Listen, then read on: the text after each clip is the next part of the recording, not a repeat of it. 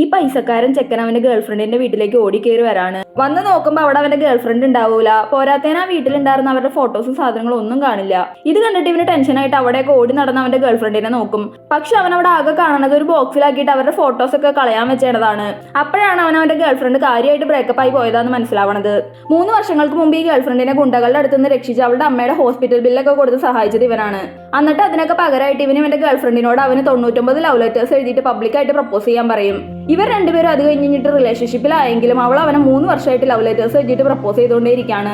ഇവരാണെങ്കിൽ എല്ലാവരുടെ മുമ്പിൽ ആളാവൻ ഇവൾ പ്രപ്പോസ് ചെയ്യുമ്പോൾ ഇവളെ കളിയാക്കി നാണം കിടത്തി വിടും. അങ്ങനെ അവന്റെ ബർത്ത്ഡേയുടെ അന്ന് അവൾ അവന് 99ാമത്തെ ലവ് ലെറ്റർ എഴുതാണ്. ഇതും കൂടി കഴിഞ്ഞ് കഴിഞ്ഞാൽ അവൾക്ക് അവനോടുള്ള എല്ലാ ബാധ്യതയും തീരും. പക്ഷെ ഇവനാണെങ്കിൽ അഹങ്കാരം മൂത്തിട്ട് അവൾ അവൻ ഇട്ടിട്ട് പോകില്ല എന്ന് വിശ്വസിച്ചിട്ട് അവളെ വീണ്ടും എല്ലാവരുടെ മുമ്പിൽ വെച്ച് നാണം കെടുത്തും. അപ്പോഴാണ് അവൾ ഇവരെല്ലാവരുടെ മുമ്പിൽ ആളാവാൻ വേണ്ടി മാത്രം ഇവളെ ഉപയോഗിക്കുന്നതാണെന്ന് മനസ്സിലാക്കിയിട്ട് ബ്രേക്കപ്പ് ചെയ്തു പോകും. പക്ഷെ ഇവൻ അവൾ ചുമ്മാ പറയണതാണെന്നാണ് വിചാരിക്കണത്. സത്യത്തിൽ ഇവൾ പോകുന്ന അവൻ വിചാരിക്കണേ ഇല്ല.